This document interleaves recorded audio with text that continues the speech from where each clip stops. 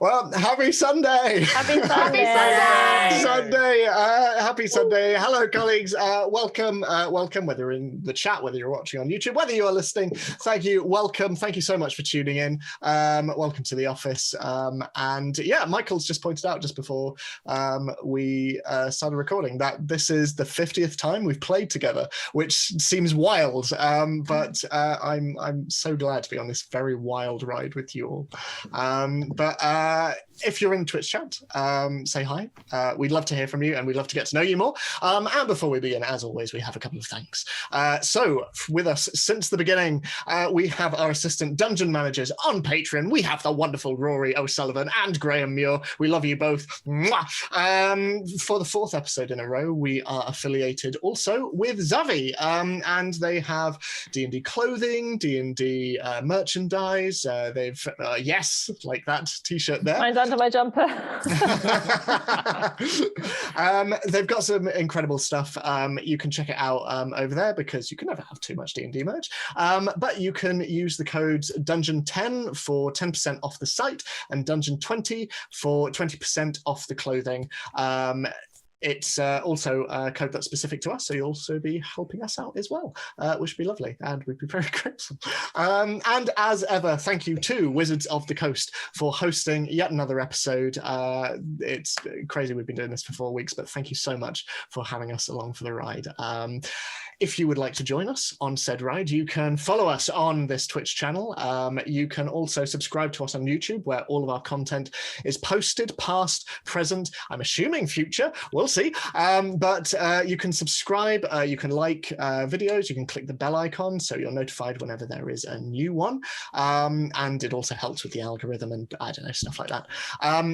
You can also follow us on Twitter, on Facebook, and on Instagram, where you can see more news, more content as we continue on through the year. And also, if podcasting is more your scene, you can check us out there as well. We're on iTunes, Spotify, and we're on Podbean as well. I think that's everything covered. But Patreon. And Patreon, yes, also our Patreon, our main form of income. If I don't want to seem like I'm pushing it too much, you know. Okay, I get it.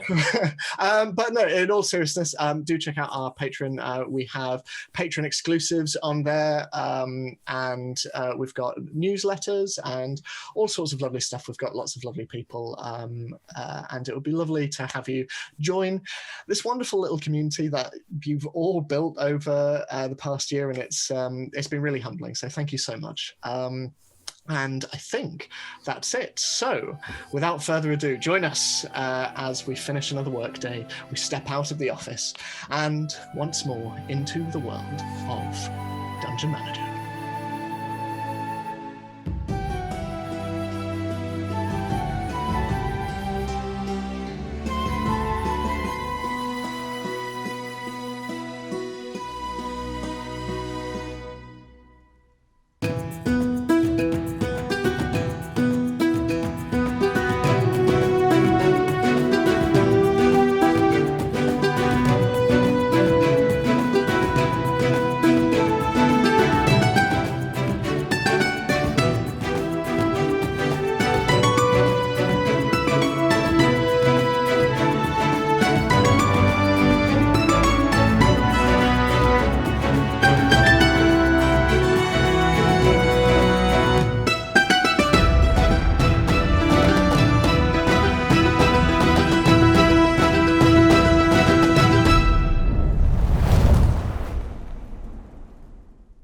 Previously on Dungeon Manager, sneaking towards the village of Waldhaven. Xenie, you were overheard accidentally casting Thunderwave while trying to speak with something or someone unseen within the woods. Drawing the attention of the Dragonborn soldiers situated in its limits, you ran, allowing Terror to dispatch one of them and temporarily incapacitate a few more.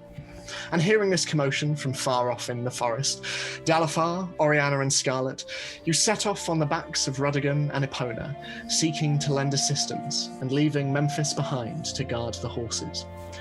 And meanwhile, evading the torchlight of the soldiers, Xenie, you found yourself reunited with a figure from your past, Queel. Discussing the need to speak with an entity known as the Ash Talon, they parted ways, with Quill promising to assist the group while Xenie went off in search of an answer to her unstable magical abilities. And even as Quill introduced herself to the other members of the party, now trying to evade the quite widespread search that was coming from out of Waldhaven, Xenie, you found yourself coming once more to the place Quill referred to as the Ylvan Glade, a clearing that, even in this winter month, was bursting with summer sun. Leaping into its clear waters and attempting to meditate, you were instead greeted by small Tabaxi, Patch, Memphis's son.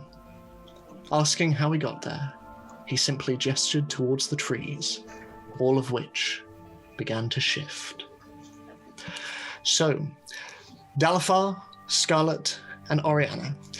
A tall elven figure stands before you, with their hair tied up in a loose bun, and from behind you can see that their hair is shaved into an undercut with what look to be, in your eyes at least, Scarlet, fairy-like wings shaved into the back. And they wear dark armor and a light gossamer cloak over one shoulder. And they look at each of you. Like I say, I am a friend of Xenie's. Who are all of you? You will forgive me if I don't initially trust a stranger in the night suddenly showing up out of nowhere where we cannot find Xenie. How do we know that you are indeed her friend? You will have to take it on trust. I can lead you to safety and away from these Dragonborn. I do not fancy your chances, just the three of you alone. Although there was another, was there not? Yes, Tara should be around here somewhere. And I suppose your aesthetic does fit in with Xenie's rather than this Dragonborn horde, which perhaps is in your favour, admittedly. Well, I am happy to prove myself, if needs be. But where is your other friend? Do you know? Did she give you a location, Dalifar? No, she did not. Dalifar? Billy, Can you hear me? your character's called Dalifar? I spoke. Can you? Sorry. Literally nothing. Sorry. Whom? I said no. She did not. The last thing we talked about was before all the commotion, so she could be anywhere at this point. Okay. Well, I can lead us somewhere safe. I can help you through the brush. And they look up at you, Oriana, and then gesturing to your mount. Nice horse. Thanks. May I? Be my guest. They just reach out a fairly tentative, pale hand and just rest it against the mist of the creature's head before it eventually passes through and onto the horse skull beneath. And after a moment, Quill brings back their hand and shakes it. Ooh, it's cold. It's lovely, though. Beautiful. Terra, what are you doing as you try and evade this rather large group that are now moving out in search of this invisible assailant? I'm just running back to where I left them all. Okay, make a perception check. I'm still invisible, I believe. Yes, you are. 12. 12.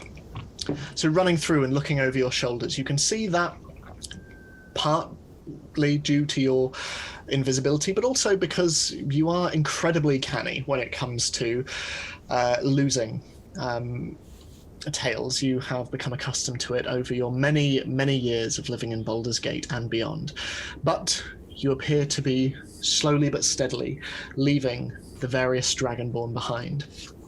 And you continue on, running for another 5 minutes or so, when at the corner of your eye, you can just make out a ghostly, pale horse and a purple figure sat atop it. You don't see your other friends, but this is a fairly distinctive sight within the High Forest. I will head on over, but then maybe just cautiously hold back just in case it's a trap. Okay. Would you like to check for traps? I mean, I think I'm looking for like ambushes rather than traps. Okay, make another perception check for me in that case. 15. Bushes amongst the bushes. Yeah. So, getting closer, you see your friends. You see Dalafar astride Rudigan. You see a rather disheveled-looking Scarlet with windswept hair behind, and Juliet also there, just sort of hair on end, going... as also sitting on the back of Rudigan. And you see Oriana sat straight atop Epona, who sort of moves a little on the spot. But there is another figure with them, a figure that you do not recognize, a tall elven figure. This is Quill. And presumably my friends look, they don't look like... friends? Yeah. It doesn't look like this new person is like a threat. I mean, they look like they're having a conversation. And as you get closer, you hear that there are certainly no raised voices and no threats being bandied. I will go and stand behind this new person in view of the others. Well, not because I'm invisible, but if you see what I mean. And then pick up a pebble and then just like throw it up and down in my hand.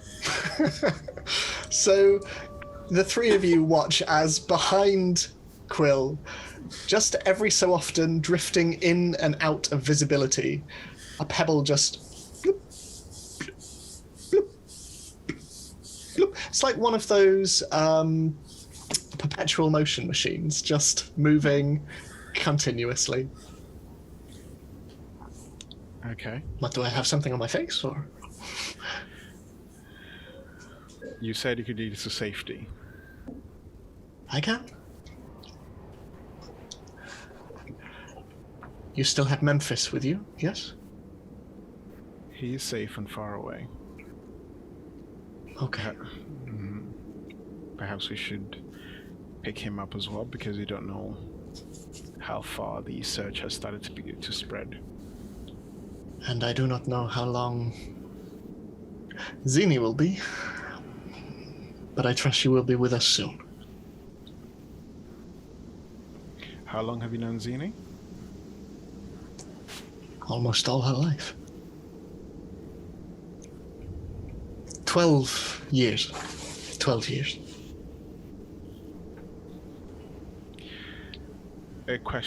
A last question, if you'll indulge me. Of course. Xenie has a friend that we have met. And that person was someone Xenie trusted. Although sometimes it seemed like Xenie, although listened, didn't like some of the decisions, but only because Xenie cares. What was the person's name? I assume you're referring to a sheet.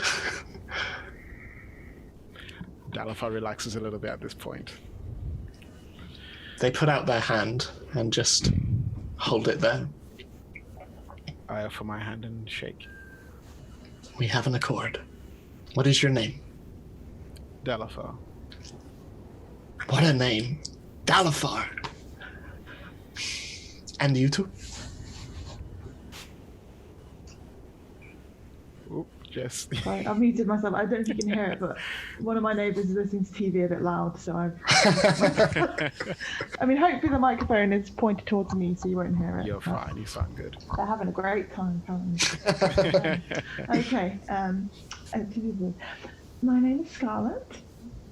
Scarlett, with a trained displacer beast as well. Yes, this is Juliet. Juliet, hello Juliet. And they put their finger forward and Juliet sort of looks up at you, Scarlett, sort of almost for permission.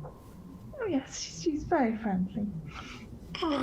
And Quill just leans forward and tickles underneath Juliet, who rolls over onto her back and off the back of Rudigan, and there is a on the floor as there is just a wet splat of mud and snow. And Quill takes Juliet and passes her back up to you, Scarlett, and then turns to you, Oriana. And what is your name? Oriana. Oriana. Well, hopefully your friend will follow us, or at least return to camp. Shall we go? And I'm Terra. Ah! Who are you? And then I just Nice. walk in and drop the invisibility. Just Yes. Delafar just chuckles. Quill looks around and, well, not often I'm surprised in my own wood. I'm Quill. To Memphis. To Memphis. Let's go. And quickly and speedily through the night, Quill darts through the undergrowth in the direction of your campsite. Is it Quill like Quill? You know. So it's Queel. Oh, that's the first way I spelt it. Cool. So, as you all move off towards the campsite, Xenie, still within the water, Patch bobbing next to you, you see the trees in front of you slowly beginning to shift. Slowly, softly, almost silently, they move like gently giant sinews, and the roots are drawing themselves up from beneath the earth. It would look painful were it not for how delicate it looks. And mossy grass willingly lifts off from the ground, and the boughs from above stretch down, twisting around one another, until you see that these separate elements are not separate elements at all. They are one. Before you, sitting between the trees on the other side of the pool of the water, you see a figure. Sitting down and yet looming as tall as any of the trees around you. Despite their size, the figure before you is lithe and graceful. Her long-limbed form is made from elm, willow, and oak, and the branches willingly and softly wrap themselves around one another. A cloak of moss and grass drapes over her, and a gentle, quite alien face of soft bark, somehow old and young at once, with golden eyes of sap and long strands of willow branches drifting from her head like hair that come down to the ground and almost float on the surface of the cool pool of water. And as she looks up at you, she gives you a soft smile, and you see that as she comes into being, colourful flowers are blooming all across her body, and pollen floats all around her. And she sits there, gentle, the grass around her blooming with various flowers, a cornucopia of different colours. She is summer itself. She is the trees. She's the grass and the earth, and the birds themselves as they come and land upon her. She just looks at you, and she smiles. I just turn my head around to Patch and speak out of the side of my mouth. Stay behind me. Okay. And he just paddles a little messily behind you, and you both float there in the middle of the pool. Where's Rodigan? Ruddy? Oh, Ruddy's in the trees somewhere. Can I see Rodigan at all? Make a perception check for me. 50. It doesn't look like he's anywhere. You can see various animals stood around and playing with one another, and you can see that all of them are curious at your arrival, and they seem completely unperturbed by this new giant figure that sits amongst the trees next to the side of the pool. But no sign of Rodigan. Is this a form that I've seen before? I'd say make a history check for me. I'd say. No. That's 5. Once again, the mist in your memories is thick and impenetrable. This place is slowly becoming familiar to you, but this individual, you do not recall her.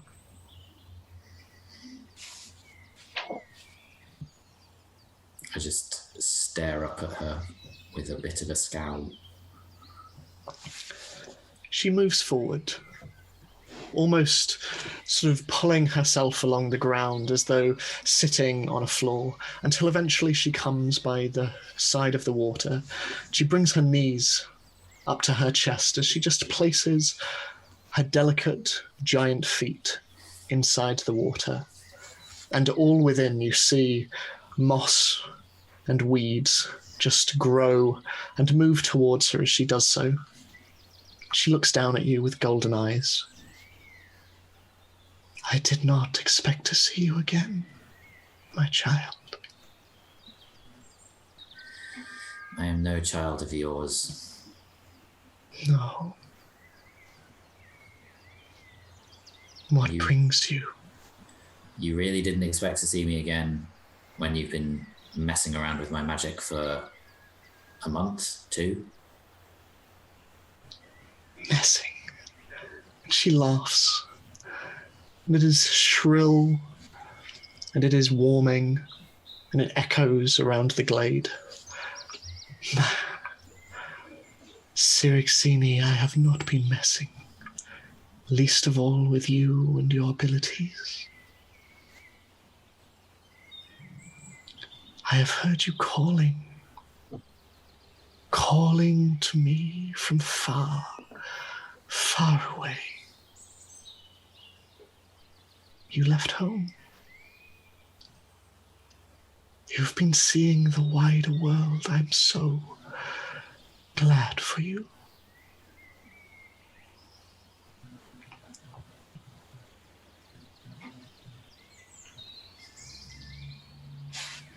What brings you back? Well, I need you to stop messing with my magic, but if you're not messing with my magic, then I don't know what's going on. Come. Sit with me. I'm okay. Okay. And you see her slowly begin to shrink down in form.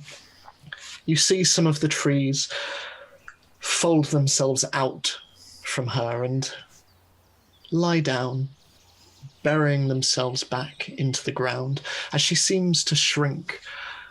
Her long strands of willow hair still folding into the water and floating on its surface, until eventually a woman around your size sits on the other side, still made of wood and moss and greenery.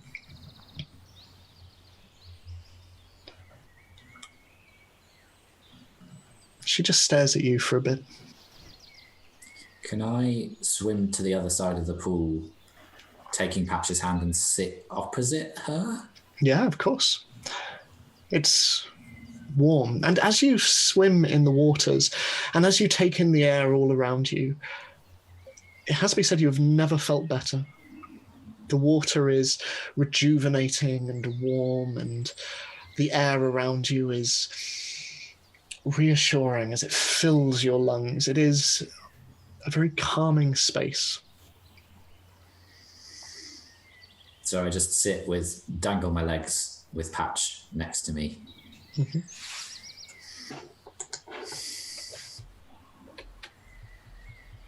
Your family are in trouble.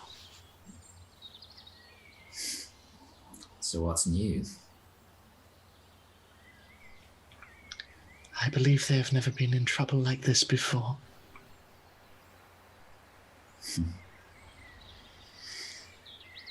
Then you don't know everything. They burned the trees and the flowers all around. As far as Waldhaven goes, I am now blind. Who are they? That I do not know. There is...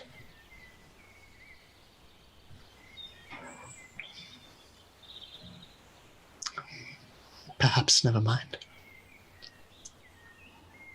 Would you like something to eat? No, thank you. Patch? And Patch quite eagerly nods. And the figure just raises a hand and turning it over so her palm faces upwards. A small branch sprouts out of her hand and an apple just blooms, almost as though a time lapse above it, until it drops into her fingers and she holds it out. And Patch looks at you. Can I?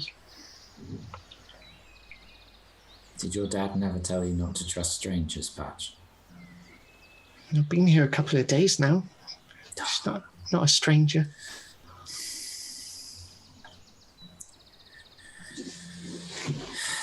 Can I discern whether the ash talon is being honest about the food being pleasant? I did this weirdest insight check. Make an insight check. Oh no, that's I mean, it's impossible to tell. Her features are alien, and her demeanor is such that it is almost impossible to glean anything from her. Eat what you want, Patch. I can't control you. Patch very excitedly gets up and scrambles towards, and as he takes the apple, she just smiles and ruffles his hair and just looks back over to you. We made a deal a long time ago now. We did.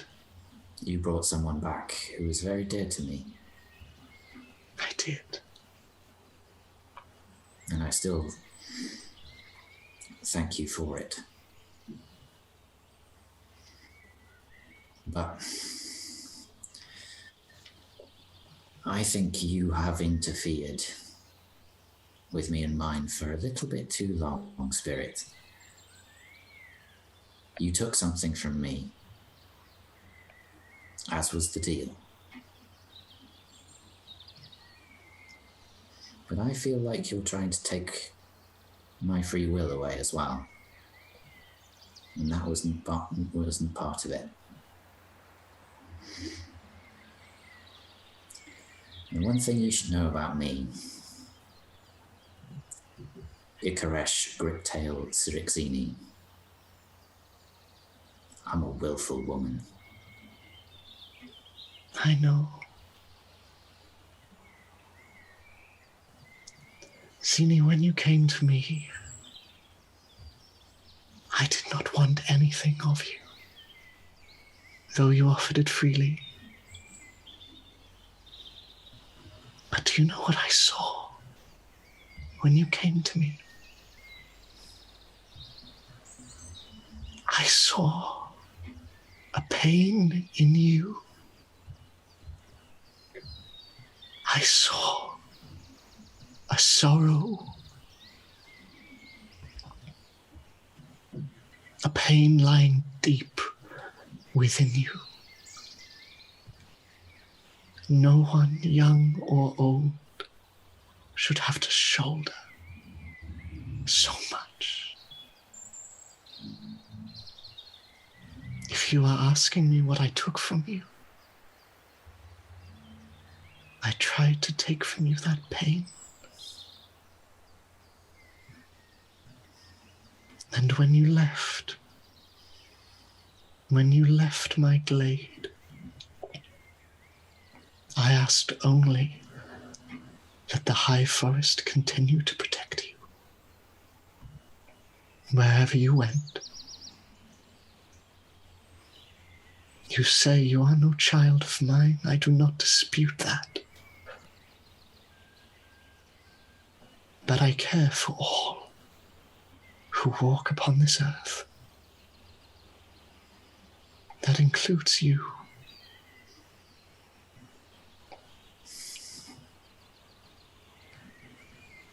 Then help me. They have come to you to burn you down and flush me out. My friends and I will stop them. But I need to find my focus. That you do. That you do. And from out of the woods, you see a familiar shape. A little red and black animal with a big puffy tail and big brown eyes. As the little red panda runs forward, comes up to the creature that sits before you, and she picks him up and brings her close to her and just strokes her. Look who's come back to you. And she places him on the ground, and Rudigan looks towards you and just and runs towards the water and starts splashing across the water towards you until getting to the other side, and shaking himself off, just runs up towards you and starts lapping at you and licking your face. I just take him and place him around my shoulders. I cannot begin to understand what happened when you came. Whatever you have been experiencing since you left. To leave home is such a scary thing. You must remember not to leave too much of yourself behind. I believe you two are connected. It was not my intention, but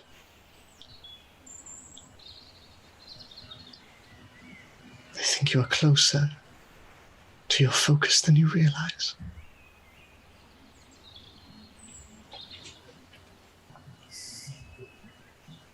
Can I just ask, the turning me into a spider thing, how is that protecting me? I did see that. But you didn't do it. No, that was all you. I must confess, though you have been reaching out to me, and while in the city it is harder for me to have seen you, I have heard whispers from the trees and the plants. Gossips. Always. It is why I love them.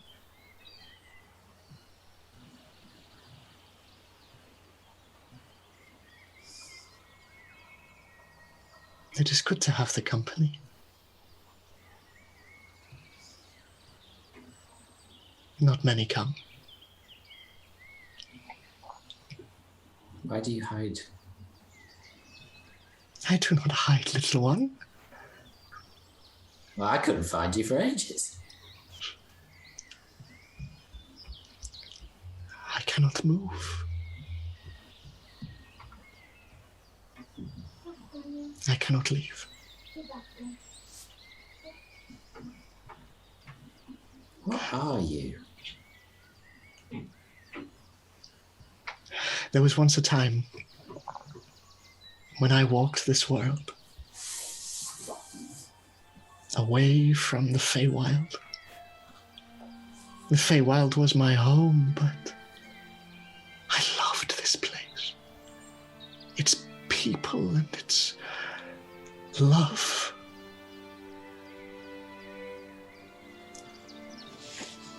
I came and I walked among the mortals. I provided them with harvests. I cured them of ills. I provided them protection, and in return, they gave me so many names. Willow Mother, Branch Witch, the Guardian of the Glade, the young and sprightly newborn, the dread and ancient Ash Talon.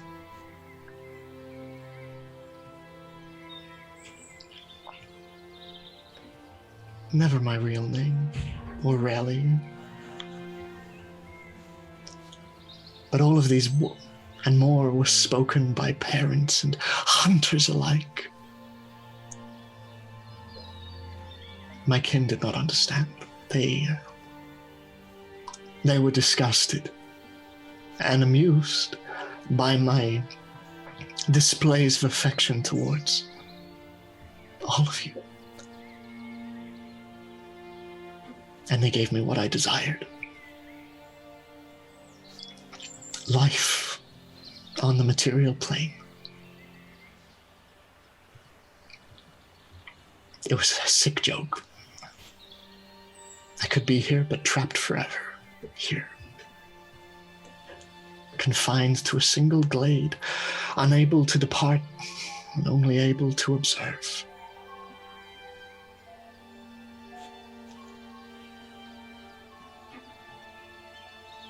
That is my story, little one.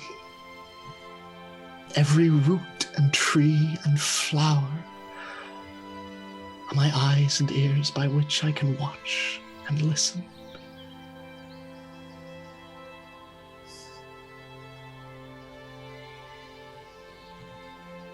But I am content to hear and see you all thrive so much.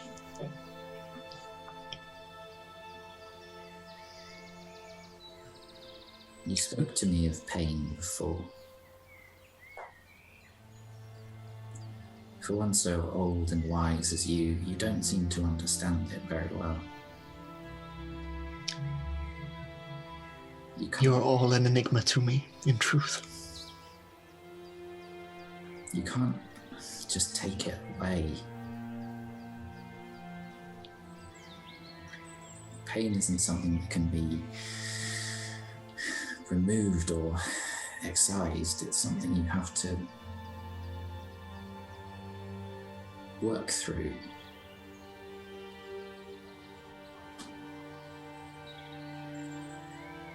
I know. I carry it with me, yes. But I'm trying.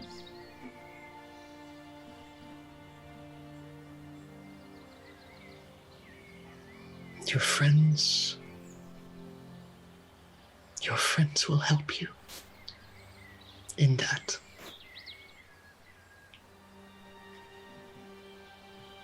They already have.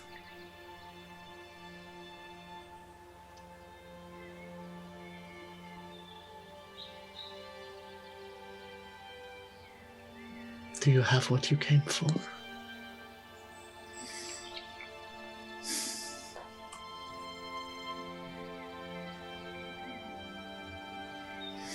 More questions? Feel free to return if you need them answered. I'm not sure I do. I think I can answer them myself.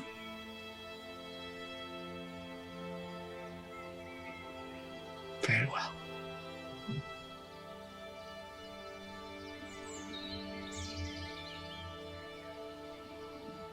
I'll visit, though. I would like that. Though I think we're going to be, well, if we live through this, a fair ways away for a while. I am here always.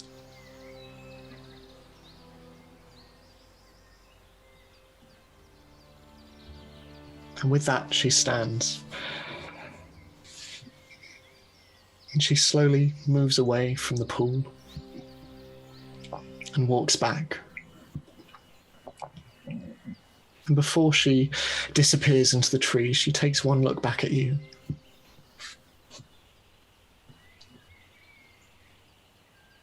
Safe travels, Xenie. Just bow my head slightly. And as you do, looking down, you see a glowing emanating from within your chest.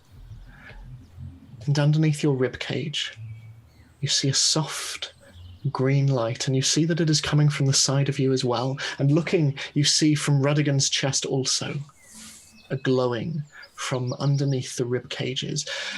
The bronchioles of your lungs are illuminated green, even through your armor, and they look like glowing, upside-down trees stretching out. And they thrum softly. And you can see that flowers are stretching out all around you, colour rippling through the glade, and from the ground, roots and vines slowly whip gently up your leg and up your torso, flowers blooming all across you until eventually they stop. And as they shrink away, you see that a number of them stay where they are, a cuirass of wood and budding flowers across your body, shifting with every movement that you make. And she looks at you. She bows. A parting gift.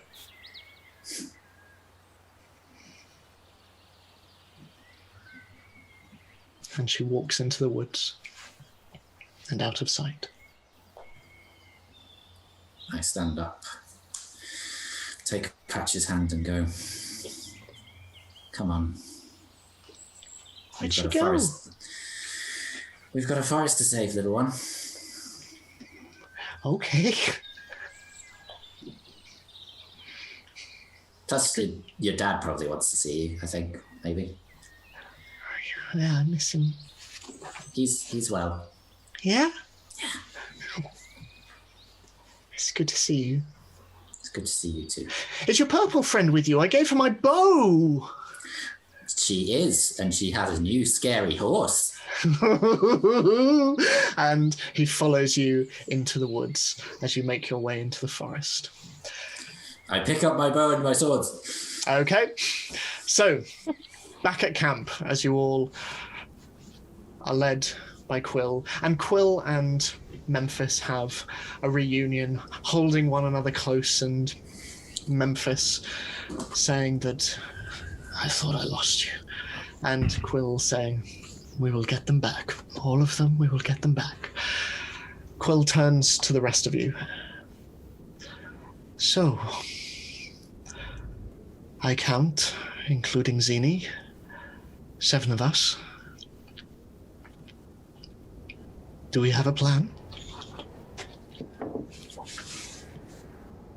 I can tell you there are 2 cages with some people in, and they're protecting the tavern. I know that there are more in the tavern, more cages. I have only been around the outskirts of Waldhaven a couple of times, but it looks as though that is where they're keeping the rest of them. They're protecting the cages and the tavern as a top priority, so any kind of distraction doesn't seem like it would work. We kind of did that accidentally earlier. Might be best to just go in. Just walk in? Is that your plan? It's bold, I like it. How many of them do I think are there now? I would say on your count, considering you moved through majority of the camp undetected and invisible, you would probably gauge that there are around within the realm of 20 soldiers. I mean, we could try formation of some kind. Formation sounds good. What did you have in mind? Maybe we could aim to push them back towards the tavern. I mean, I don't really know the layout of the area, but like, some kind of... So basically, there is a circle of buildings, and where there once was a clear, open, green sort of clearing, there is now the campsite in the middle. Mm-hmm. So it's basically a single circle of buildings and the Dragonborn in the middle. Okay. So thinking out loud here, if we put... How many of us are there? 7. Including Memphis, yes. So if we had sort of people, diagonal lines either side of the tavern to push them in there, and then we had whoever's left over coming in, does that work geographically? Yeah, geographically that would work, yeah. Okay. Did you say out loud that there are about 20 soldiers in there? Yeah, I think. Okay. We can take him.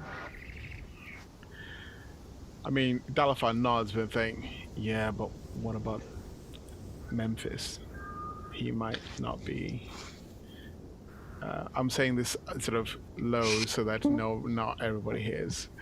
All we need is enough persuasion to get them to head into the tavern, and then we'll have the upper hand. So if he can just look strong. At this point, Memphis is trying desperately to tie one of the horses back up, and he's struggling a little with the knot, and he's just like, oh, never mind.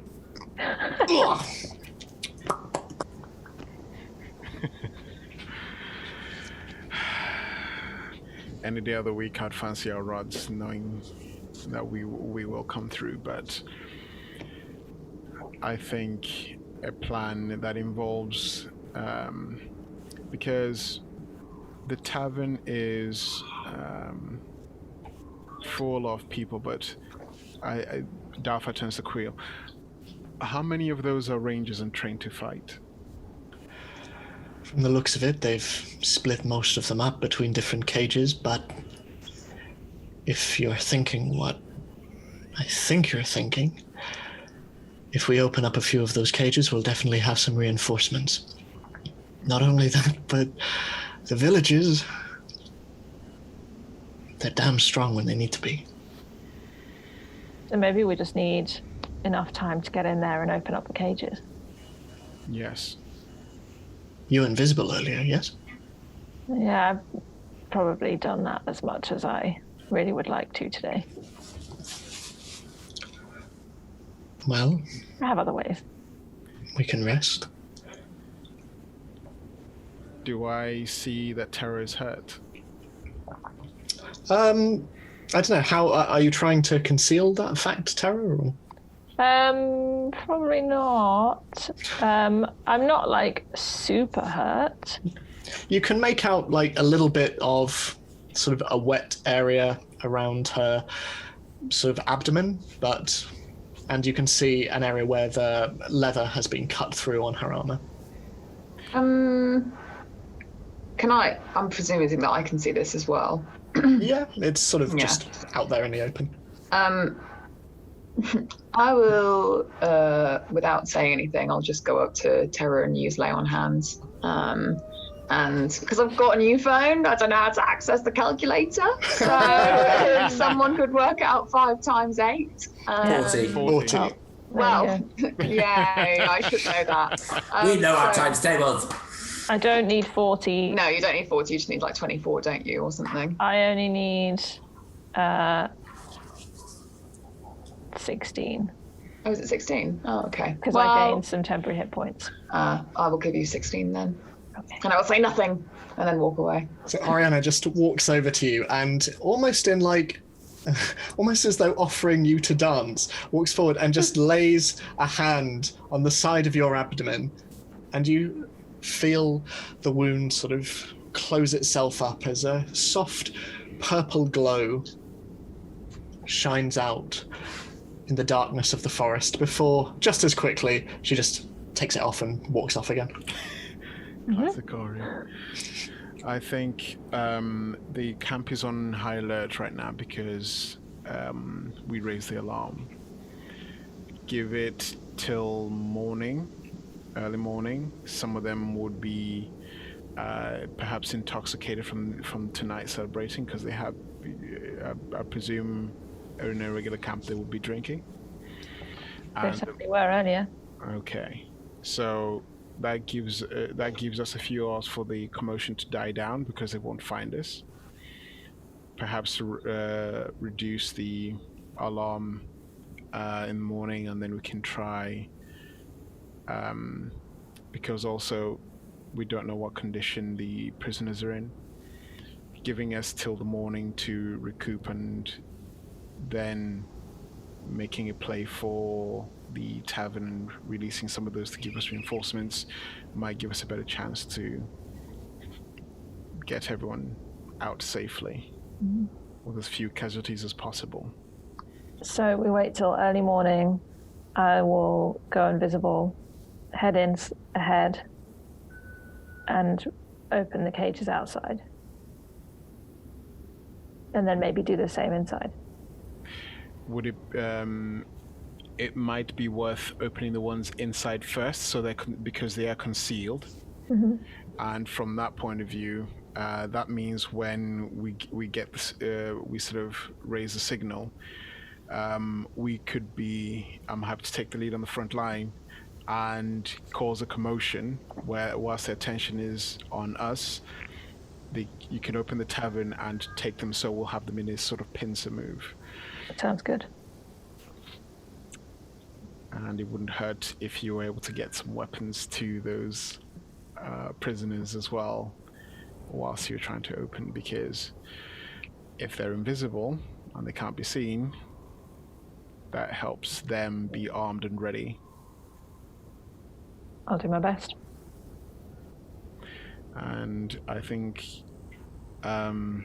Scarlet, I'm going to rely on your fire skills. I mean, we are in a forest, which are known for being I'm not fairly flammable. But if you are looking for a distraction, I'm sure I could help enlarge you and your weapons. And the sight of a woman with her hands on fire is usually a little bit threatening, in my experience. I mean, I completely forgot that you can make me absolutely huge, but I was thinking more setting the tents on fire, not the forest. I mean, I could. It may still pass to the forest. Fire is wonderful in its capacity to grow. I'm afraid most of my fire spells don't give me the ability to extinguish. We'll deal with that when we come to it, but I think a good start will be the tents they've erected, because there might be soldiers in there, they might be trying to save their friends if there's a fire, so gives us a little bit of a buffer for distraction. And if needs be, I'm happy to arrange some of the villagers' buckets of water and try and put it out if it's getting too close to the edges. Fair enough. I will entrust in your fire extinguishing ability. It wouldn't be the first time someone's accidentally set a building on fire in Waldhaven. I mean, this would be very purposeful, don't you worry. But Daddy! And at this point, a very small black and white shape runs out of the undergrowth and just launches into Memphis, who tumbles over down into the snow and mud, and you just see him go, "Oh my God! Oh!" and he's just kissing his son. And from out of the undergrowth, you see the familiar shape of Xenie come into the fall. Well, managed to sneak up on you all. That's good. Dalfa just smirks. Did you find what you were looking for?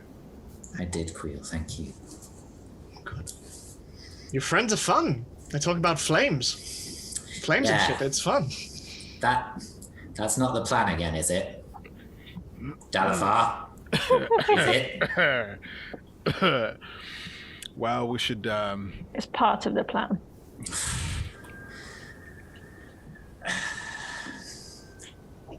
Last resort, part of the plan. Well, we plan on starting... Stage 3. It's Plan J. There's Dalafar.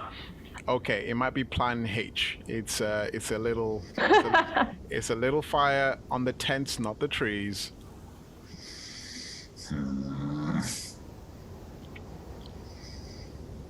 I may have a few other ideas. Okay. I think I need a bit of time to prepare myself, but I think are we thinking a bit of a rest before? Seems to be the plan. That'll be I wise. have accidentally used a few spells, so I need a bit more time. But I think I can maybe give us a little bit more cover than before, just to help with the invisibility a little bit more, if that is something you're thinking of doing, Terra. Of course. Might give us all a little bit of cover as well. Great. Well, just to fill you in before we take a rest, the plan mainly was to have an ambush and a distraction. The fire was only a small part of it, and I stress small.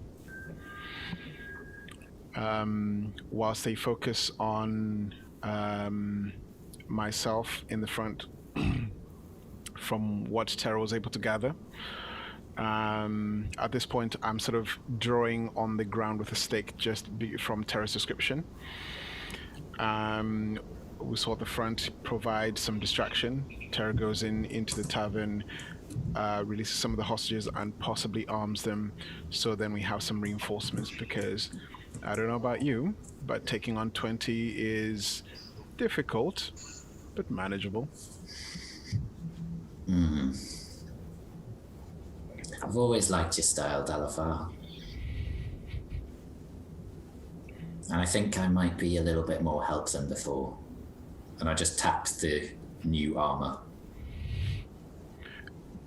How does the armor look, by the way? I'll leave that up to you. I think it looks similar to how Xenie's skin looked when she was under the effects of bark skin. There's chips and rakes to it to allow her to move in it quite comfortably and still not limit her dexterity. But there's also moss in bands around the chest, almost like plate armor. Okay. And there is just a few blooms on the shoulders and down the arms that make it look a little bit more like pauldrons and gauntlets, but then the feathers of her old gauntlets still jut out from the edges, and there's a bit of almost fungus and other flowers that grow up around the area around her neck, like a frill. So you watch as you sort of take in this armor for the first time that Xenie's wearing. It's very natural. Looks good on you.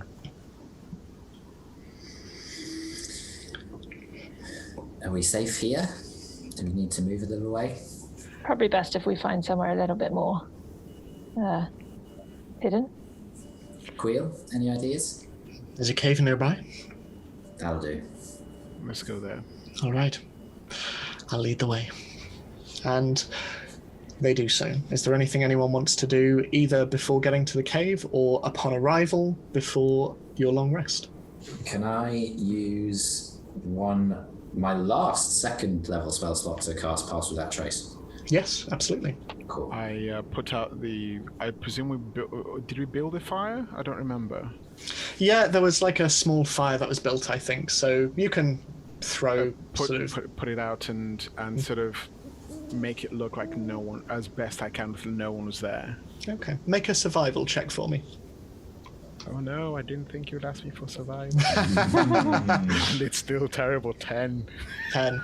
You do it as best you can, and it certainly looks like, no one will find the fire without looking for it. But you're able to make it sort of passably, as though no one was there. But eventually, you head off, led by Quill, and they lead you to it's more like an overhanging rock under which there is no snow or anything of that description, and it's sort of a small, fairly open cave. It is likely to be quite cold tonight. So, sorry, Jess, go ahead. I was going to say I will cast Private Sanctum, so the area is magically secure. Okay. Yeah, and with Pass Without a Trace, can I just be making sure that we're being as stealthy as possible up to the cave? Yeah, 100%. So you make your way, you don't attract the notice of anything, not even the very few animals that are still out at this chilly time of night. But you come under the cover of this rock, and Scarlet, making her way around the perimeter, casts Private Sanctum. And unless there's anything anyone wants to do before they sleep, like eat or anything like that, we can go straight to... I'm going to assume we eat. Watches. I assume Scarlet would force it upon you, if nothing else. Yes, yeah, I'm there, sort of shoving plates in people's hands. Oh, okay. Yeah. Quill, in particular, laps it up. They are amazed, and they go... This is the best food I've had in such a long time, Scarlet. I've never met such a natural chef. Thank you very much. You're very welcome. What are the eats like in the forest? It's so rural. Well, a lot of the time it's fairly gamey, and it's occasionally fish we try, but it's... there's not much experiment there. A lot of those within the village are meat and potato kind of people. There's some fungus as well, mushrooms and things. There is. That was usually my influence, it has to be said. Oh, you poor things. I'm so glad we're here to save you all. Me too. Dalifar just sort of looks at Scarlet and goes, you didn't put any of your fungus in this food, did you? Oh, no, I've still got those magic mushrooms for a rainy day. Before I eat anything, can I cast a spell with my armor, which is purify food and drink, just in case? Yes, of course you can. It doesn't change a thing, but at the same time you are feeling a little more confident. Slightly sus of Scarlet right now. So, as you all finish up for the night, and Memphis and Patch sort of are reunited again, and Memphis hardly lets Patch go as he has him on his knee as you all sit together. But eventually, Patch falls asleep and Memphis bids you all good night. And Quill turns to you all. I don't need to sleep, but I'd be happy for some company if people want to take watches. I think I need to sleep. Okay. I can take watch. All right. Do you want to go first? Yeah. All right. Wake me up when you're done. Okay. And who's going third? I will. Lovely. Well, good night, everyone. And looking across at Xenie, who is passed out on the floor, they just go, good night, Xenie. And they just sit cross-legged on the floor, and sitting upright, a position they maintain for the rest of the night, just close their eyes. So, Oriana, if you'd like to make a perception check for me, please. 13.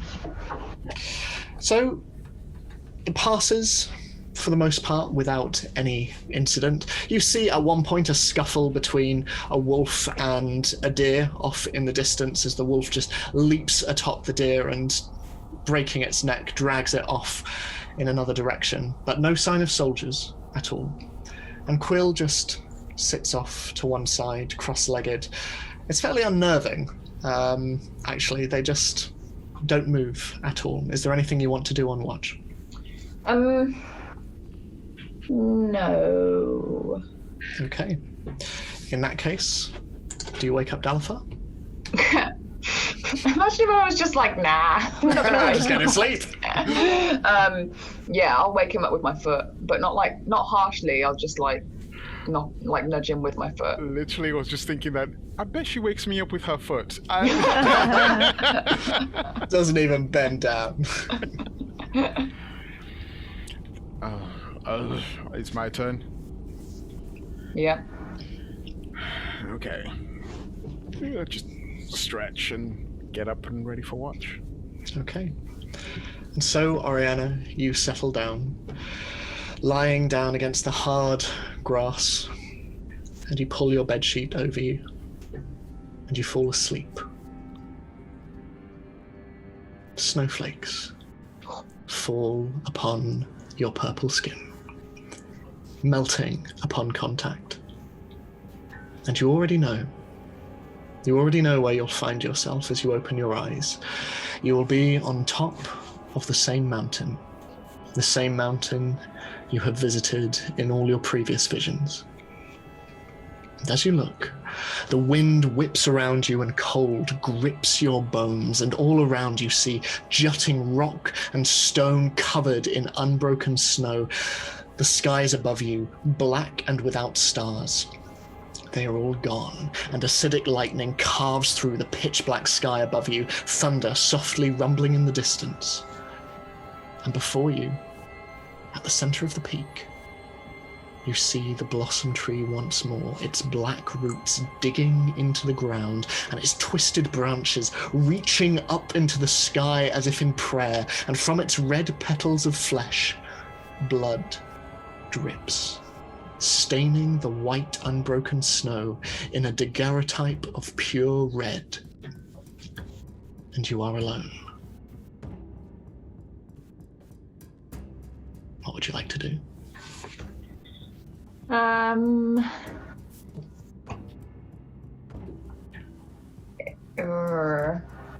Is there anything can I just have a general look around? Yeah, of course. So looking around, you see a shape that was not there before. Looking round the other side of the tree, you see a mirror standing upright in the snow. It has no supports, and its frame is made of asymmetrical bones, and topped at its center in an open-mouthed skull. It is a mirror you have seen before in the walls of Baldur's Gate. Can I look in the mirror? You can. And as you walk across, standing in front of this tall 6-foot mirror, you see your reflection. Your true reflection.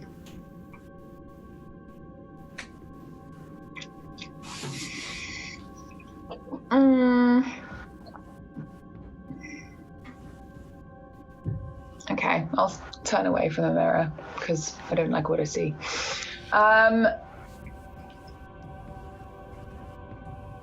Can you remind me where from Baldur's Gate I would recognize this mirror? This was from when you fought the Idlewents. Right. When you discovered the existence of the Marrowborn and the triumvirate of bone devils known as the Bone Cadre. Okay.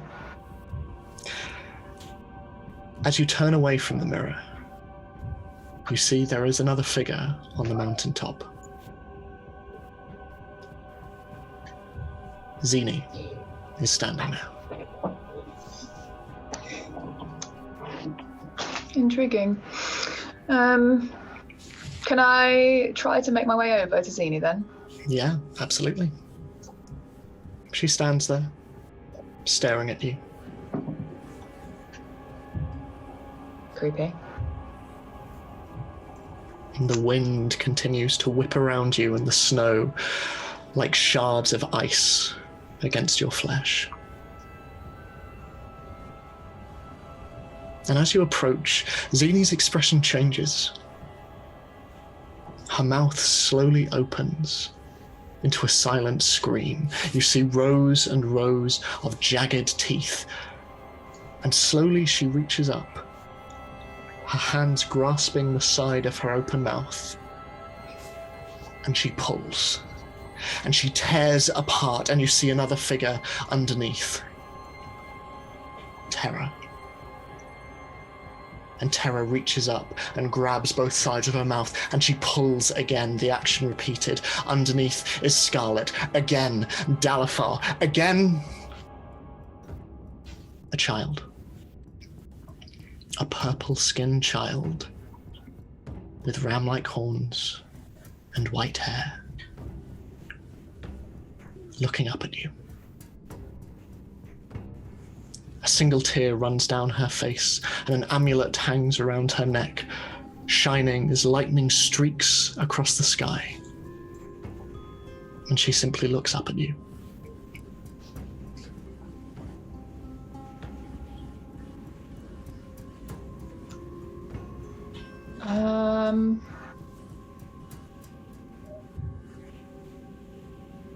I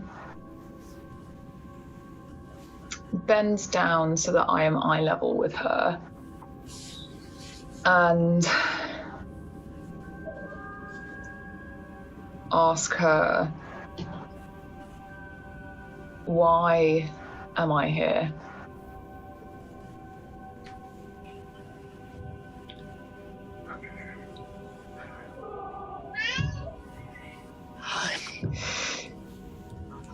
I'm so scared. I'm so scared.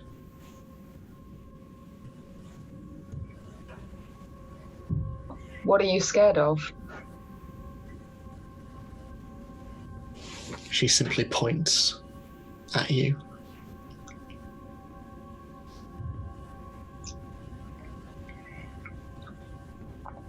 What? Why me? Why are you scared of me? I don't know what to say. And she looks to the left and just starts crying.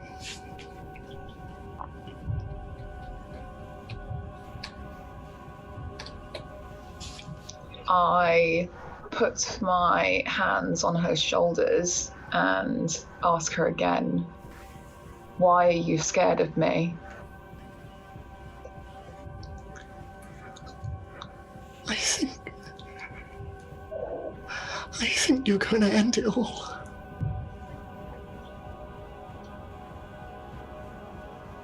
I let go of her shoulders and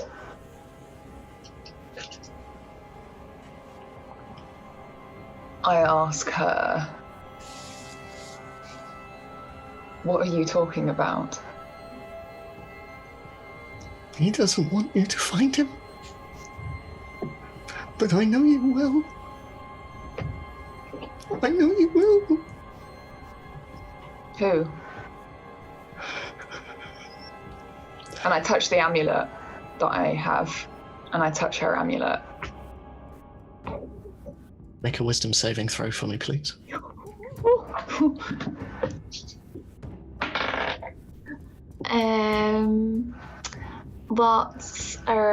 That's a dirty 20. As you do so, you see a figure off in the distance, wreathed in a cloak, a hooded cloak, and horns coming from underneath. Their features obscured, but you can see underneath there are cloven feet. And then you look again, and they are claws. And the lightning flashes through the sky, and this figure stands on the edge of the mountain, looking over everything.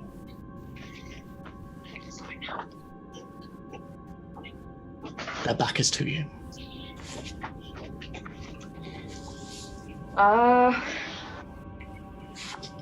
I will approach them. You walk forward, leaving footprints in the ground, and the wind continues to writhe and whirl around you.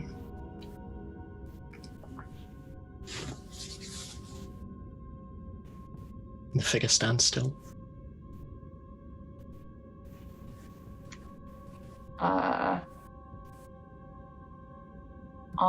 I'll walk around them so that I'm facing them. As you move round,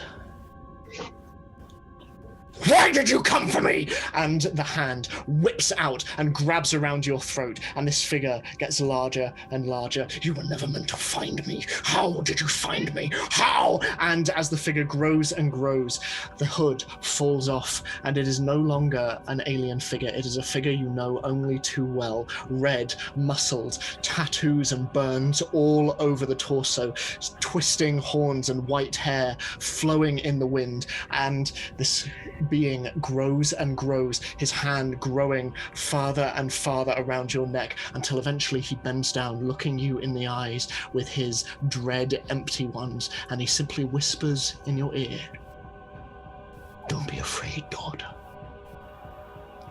You mustn't be afraid." And you wake.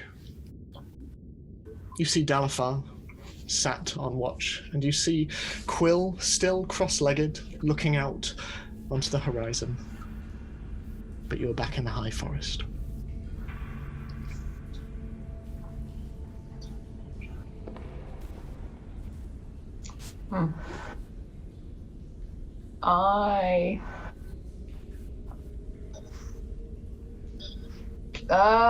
Okay. I am gonna get up and I'm gonna say to Dalafar that I'm just gonna go for a walk, and I will go and walk somewhere, but not too far, just somewhere, because I don't want to go back to sleep. Thanks.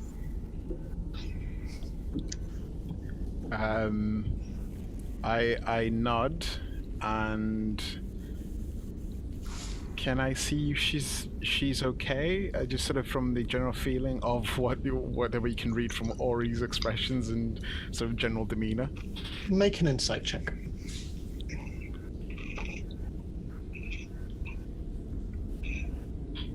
Dirty 20. She seems off.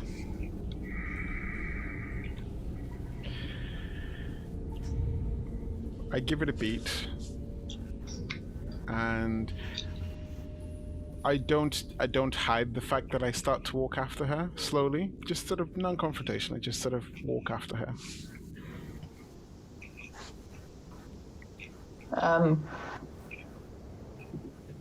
I continue walking for a little while, and then after maybe half a minute, I stop. Can I sense, or do I know that Dalafar is behind me? Yeah, I mean, you're not keeping a secret I'm about not it, are you? keeping a secret. I'm just slowly walking. I won't say anything. I'll just stand. The silence of the forest hangs over you both.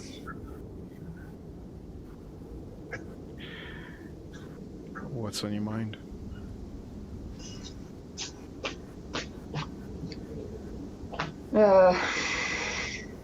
Unpleasant dream. Dream or nightmare? Nightmare, I guess. What happened?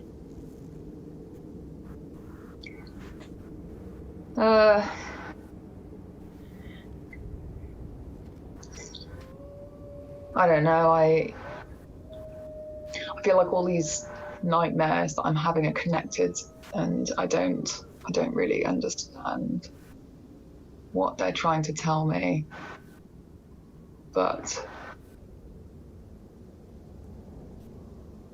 I saw my father.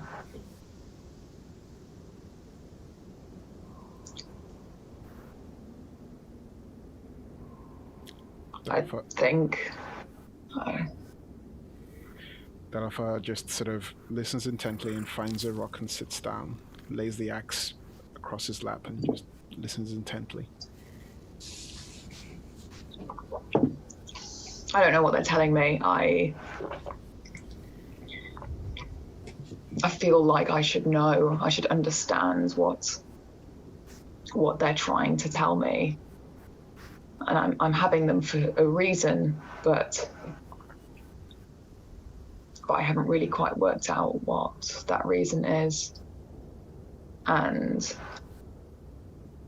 it feels like it's this really important thing that is slipping away.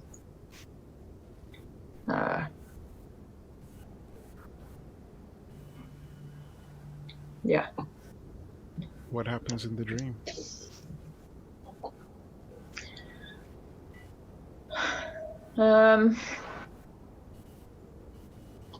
Nothing really. Sometimes I see myself as a child. Sometimes I see giant figures that I feel like I should be scared of, and I am.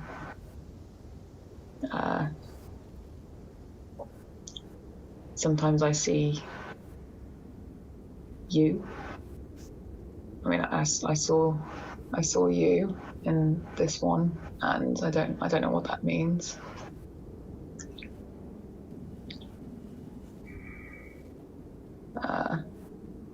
And I never started having these dreams until I met all of you. I've been alone for so many years. And for some reason, this all started when we met. And I don't know why that is. But it feels like it feels like it's important that I continue on this journey, but I don't know why.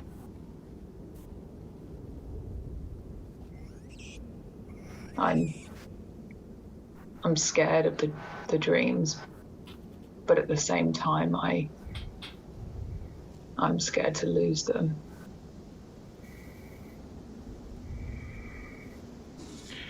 If there's one thing I know about you, Ori, is that you're not scared of anything.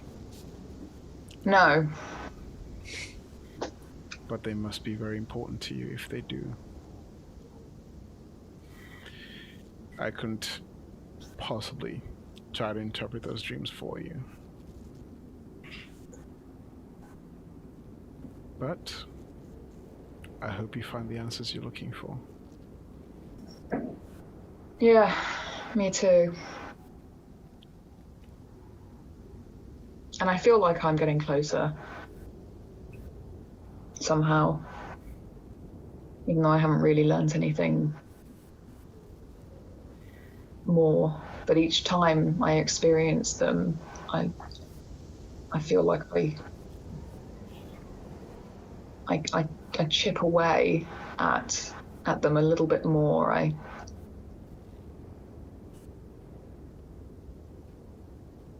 Yeah, so I don't know, it doesn't even make sense to me. It won't make sense to you. It probably doesn't really matter.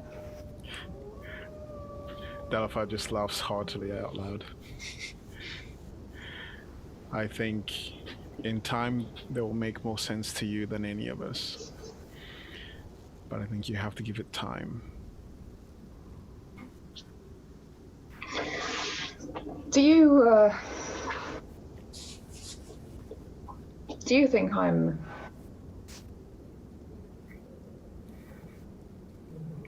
a bad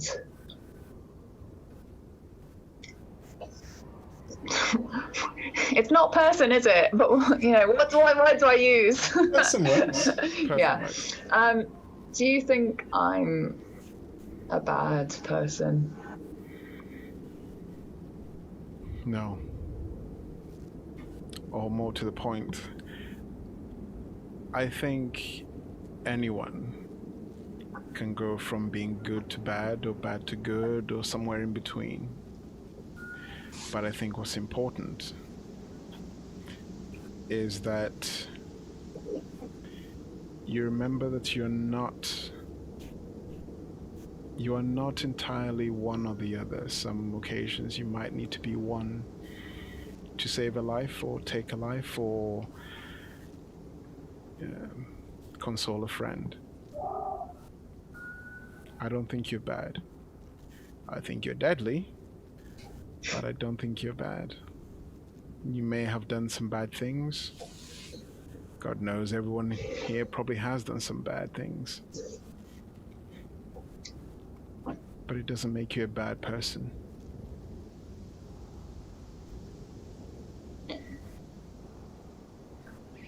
Yeah. Okay. I should probably try and get some sleep. I think that'll be a good idea. Dalfa stands up and slowly just saunters back to the cave. And I will eventually follow after 10 seconds. The required amount of cool detached. So, Dalifar, you return Oriana a cool 10 seconds later before going back to sleep. Your watch otherwise passes without incident, Dalifar, and you wake Terra. Terra, is there anything you want to do on your watch other than watch? No, Okay. I'd just like to watch, please. Okay. So if you can make a perception check for me, please. It's 15. 15. There is nothing that you see. And towards the end of your watch, you can hear noises in the forest that sound very much like shouting and the muffled sound of orders being barked in the very, very far distant. And it's the end of the watch. It is, yes. Okay, I'm going to wake up Dalifar. Okay. Does that sound like orders to you? Do you think they're rallying? Can Dalifar tell the difference? Yeah, I mean, if you make a perception check and see, I'd say at advantage because it's specifically being pointed out to you by Terra. At advantage. Perception. 21. You can hear orders being barked. They're echoing through the otherwise very quiet forest, and especially with the amount of snow that's around, the sound bounces all the more. And off in the distance, you imagine it is probably coming from Waldhaven. They sound like orders, and something might be happening that we should probably get ahead of. Right. We better get a move on then. I'll wake the others. And Dalifar wakes everyone up. So, Dalifar wakes everyone. What would you all like to do before heading off? I would like to hench again. Okay, you are henched. I'd like to use my action to hench. Lovely. So, in front of you all, Terra turns from the usual sort of cracked dirt exterior to basically a walking statue as she looks around at all of you. It's canon that whenever I do that, I also reload my fists like like Henry Cavill. Henry Cavill does. Yes.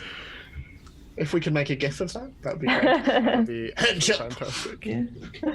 I like hench as a verb. I hench, you I hench, you hench, we all hench for Yeah. ice cream. Yeah, maybe. I think if Dalafar and Terra have passed on that there are orders being shouted, I am probably quite eager to get going. Yeah. Yeah, I do pass that along. Just Okay. So, Okay, so and then I just say to the others, Terra, you're going to be invisible, right? That's the plan. I'm going to go inside. The rest of you, stick to the fog. And I start walking after Terra. okay. So, you're all walking. Are you casting the spell as you're going, Xenie? No, I'm going to wait and cast it when we get to the border of the village, and I'm going to cast it at 3rd level. Okay. My first ever 3rd level casting. So it's going to be a 60-foot sphere of fog. So I'm going to cover as much of the village as I can. Okay. I'll do invisibility at the same time, whenever that is. So as you move off, you hear Patch going, "But I want to come!" And Memphis just kneels down next to his son, says, "Stay here.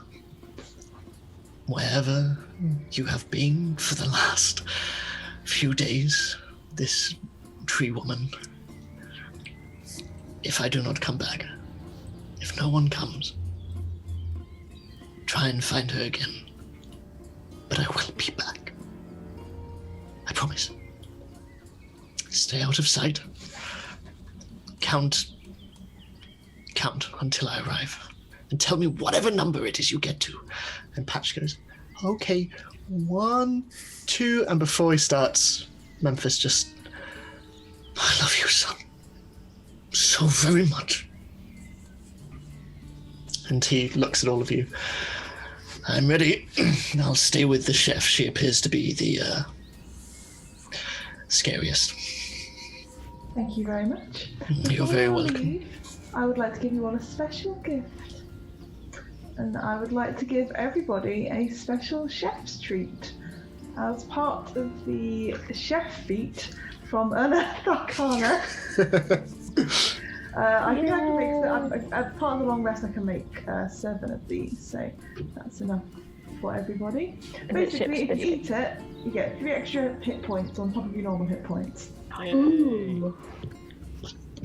So Scarlet, Oh, like one attack barely, but it's fine. when It might be the Scarlet, difference between life and death. I mean, it really would. when Scarlet says she has some chef's treats for you all, you don't 100%. anticipate quite how large and beautifully made these are. You can't, like, Scarlet was sleeping throughout the night, and yet in your hands are these beautiful, beautiful treats for all of you. Does Memphis get one? I get He's gonna 7, die. so I think that's all of us. So he takes it and, "Thank you very much." So, It only lasts for the day though, so eat up quick. don't need to be told twice. I do so, but as we're going, I take the shield from Scarlet that I gave to her beforehand and give her back the other one that I currently have on now. So I have the one that we got from The old guard. The old guard, yes. The one that shines light. Yes, Ivas, the bright shield. Lovely. Okay, and Ed, just Yes. When we get to the village, can I just try and take a note of where the guards are before I cast Fog Cloud? Absolutely. So, I will say, heading off from the cave, suitably fortified by the various treats that you have received, and led by Quill and Terra and Xenie, you make your way through the high forest towards the edges of Waldhaven. Xenie, make a perception check for me, and anyone else who wants to make a note of where the guards are, do similar. I would like to do the same. I would also like to ask you a question quickly, Ed. Mm-hmm. So that's a dirty 20 for perception. Okay. EVS has no sort of addition to my AC, so my AC stays the same as my standard on my class. With the shield, yes. So basically, the shield AC remains the same, but you just get some additional cool stuff that comes with it. Okay, cool. Stuff. So what did everyone roll for perception? I got a 12. 30-20! Dirty 20 club. No. So, Dalafar and Oriana, as Xenie and Terra, you're sort of more preoccupied with finding a place to hide. Dalafar and Ori, you look out over the village, and you see that for how early it is in the morning, the guards are already up and sort of stretching, and you see one of them feeding a deer carcass to the very strange draconic mounts that are tied up next to the tavern, and they're just and it's quite a sight. It's quite unpleasant, but you see that there are a number of individuals still in the cages, very cold and shivering, and only some of them able to sleep. And you can see a number of guards stood around. You can see 2 outside the Fallen Leaf Tavern. You can see around 6 within the enclosure of the campsite itself. And you see around 5 others around the perimeter, just walking around. And then another individual comes out, walking out of the main tent, the ground almost shaking beneath their feet. It is another Dragonborn, but towering above the other ones, coming in at almost 10, maybe 11 feet. He wears jagged black carapace armor, and on his right pauldron is strapped a massive draconic skull. A wolfskin pelt is over his shoulders, which leads to a large cloak that drags along the muddy, wintry ground, covering his entire left side. You see, in this early morning light, a jade necklace around his neck, though it's hard to tell exactly what it is. As for the individual himself, the right side of his face is regal and strong, and you can tell this even from this distance. He is framed with tall, curving horns, all of which are covered in obsidian scales, but his left side is a different matter. Twisted and misshapen, the scales are a pearly, dirty white, and his horns have whittled away to little more than twigs. Pustules cover his skin, and a dark pink lip droops away from yellowed teeth, while a milky white eye gazes from underneath. And as he walks out from underneath the large tent in the center, you see that on his left side he walks with a very pronounced limp. And behind him you see another guard coming out, dragging a very small halfling individual. It is a Sheed. Leather armor, curly brown hair, and sideburns. And they open one of the cages and throw him in. And as they do so, this larger Dragonborn turns to the others and seems to shout out to the entire... I know you seek to protect one of your own. I would do the same if it was any of my men. But we had an intruder here last night.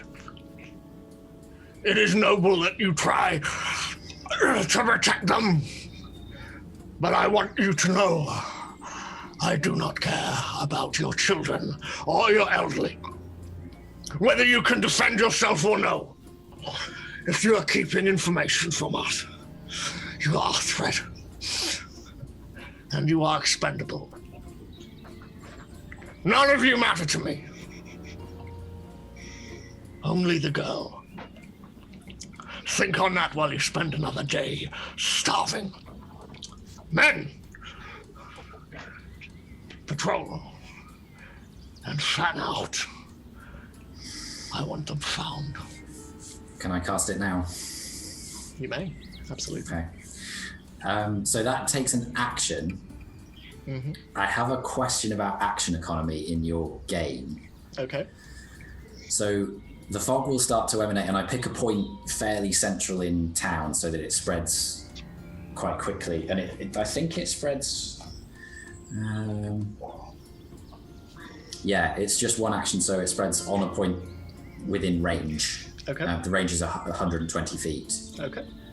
So I pick a point pretty centrally in Waldhaven. Yeah, you can reach and then let it spread out. Is drinking a potion a bonus action? I'd say so. Yeah. I couldn't get the words bonus action and potion out. Okay. I think it was drinking a pona. I was like, yeah, I nearly did say that. I thought a just potion drink was it. an action. Is it not? Drinking I think potion in is some an action. in some games it is, in some games it isn't. So I don't know. I would say I would say a bonus action. Okay. Just to like. So on that turn, then, can I down the potion of speed? Yeah, 100%. Okay. So you all watch as this individual barks out to the prisoners in the cages. Fog starts to emanate from where he stands. And you see him look around confusingly, as do the other soldiers, as this slowly moves out farther and farther until the entirety of Waldhaven is underneath a bubble of fog. And Xenie quickly downs a very acidic looking yellow and black potion. It's time to go. Quickly, now, gotta go. You ready, Tara? See you all later. Well, looks at you all. Good luck. I'll provide cover from here. Because of how this is working, I know because it's the benefits of the haste spell, with that second action that the potion of speed gives me, I can only attack, disengage, hide. Can I wait until my next turn, technically, to do something else? Well, we're not in initiative, yeah. So yeah. So can I do something else? Yes, you can do. Okay. So, hitting a point where I saw the most soldiers, can I cast Fairy Fire? Well, what I will say is, as you all creep down into Waldhaven, the fog filling the entire space, and as Terra turns invisible in her very hench form, and Xenie speeds through the forest, and the rest of you slowly begin to advance on this dome of fog, the battle for Waldhaven will commence next week. So, thank you all very much for watching, and thank you all so much for playing as well. It's always so nice. You're so welcome. But we will pick up where we left off next time. In the meantime, follow us on Twitch, on YouTube, Twitter, Instagram, also our Patreon. I've remembered it this time. We would love to keep in touch with you. So let us know what you're thinking about the show. We'd love to engage with you more, and we'd love to grow our already lovely office. But in the meantime, stay safe, stay wonderful, cherish one another, love each other, and we'll see you very, very soon. We love you. Bye-bye. Bye.